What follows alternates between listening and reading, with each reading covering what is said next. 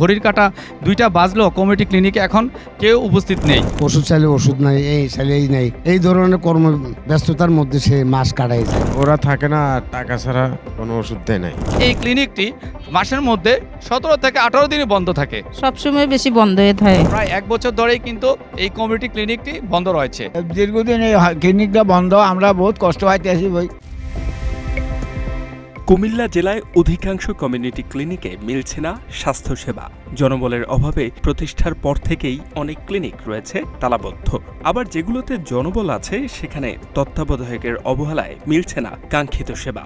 এতে স্বাস্থ্যসেবা থেকে বঞ্চিত হচ্ছে জেলার সাধারণ মানুষ। মাঝে মাঝে আমরা আসলে বলে ওষুধ নাই, ওষুধ আইলে পরে দিমু, এমন নাই, ওষুধ শেষ হয়ে গেছে, নাই, সরকার দিতে আসে না। সরকারি কোনো ওষুধ আসে না।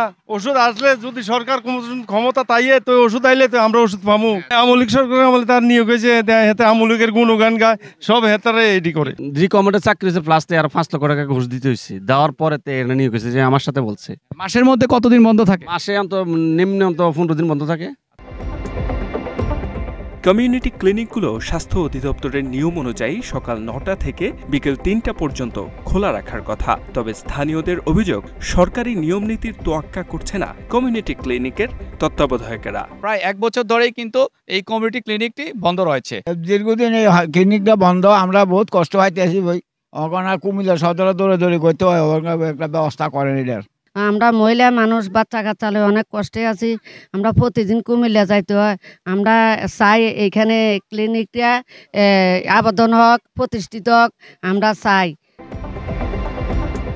এছাড়াও এলাকাবাসীর অভিযোগ, কমিউনিটি ক্লিনিক প্রতিষ্ঠার পর থেকে কাঙ্ক্ষিত সেবা পাননি তারা। কুমিল্লা সিটি কর্পোরেশনের উনাইসার কমিউনিটি ক্লিনিক, সদর উপজেলার পাঁচথবি ইউনিয়ন কমিউনিটি ক্লিনিক, চৌদ্দগ্রাম উপজেলার সাতঘরিয়া কমিউনিটি ক্লিনিক ও সদর দক্ষিণ উপজেলার জোলাই রাজাপুর কমিউনিটি ক্লিনিক সহ কুমিল্লা জেলার ইউনিয়ন পর্যায়ে প্রায় 70টিরও বেশি কমিউনিটি ক্লিনিক রয়েছে। তবে সেগুলো অধিকাংশ সময় বন্ধ থাকায় স্বাস্থ্যসেবা থেকে বঞ্চিত হয় এলাকাবাসী। মানুষ সেবা নিতে আসে, ঠিকমতো সেবা পায় না। সে মাসের মধ্যে 17-15 দিনে উপস্থিত থাকে, আর বাকি দিনগুলো সে অনুপস্থিত থাকে। শিশু বাচ্চাদের কোনো সেবামূলক কোনো কিছু পায় না।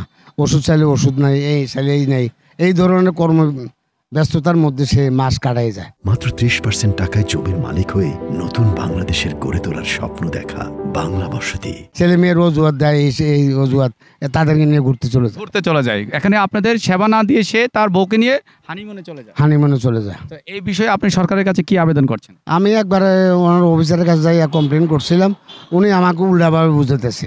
তখন আমার সামনে একবার বলছে যে, এই শামসু, তোমার বিরুদ্ধে আমার 40টা কমিউনিটি সেন্টার আছে, তোমার বিরুদ্ধে তো কমপ্লেন কেন? কিন্তু কোনো ব্যবস্থা নিচ্ছেন না উপজেলা কর্মকর্তা? না, কোনো ব্যবস্থা নেয় না, বরং তারা আরো উল্টে সাল্টিং দিচ্ছে, যাই আমার নামে একটা অভিযোগ করছে। জানা যায়, কমিউনিটি ক্লিনিকগুলো স্বাস্থ্য সহকারী ও পরিবার পরিকল্পনা সহকারীর সাহায্যে তত্ত্বাবধান করে কমিউনিটি হেলথ কেয়ার প্রোভাইডার। কুমিল্লার অধিকাংশ সিএইচসিপিরা অফিস না করায় ক্লিনিকগুলো বন্ধ থাকে। আমি এটা সরকারের কাছে জোর আবেদন জানাচ্ছি। এটা আজকে দীর্ঘ 1 বছর যাবৎ এটা হয়ে আছে, এটার ভিতরে লোকবল নাই।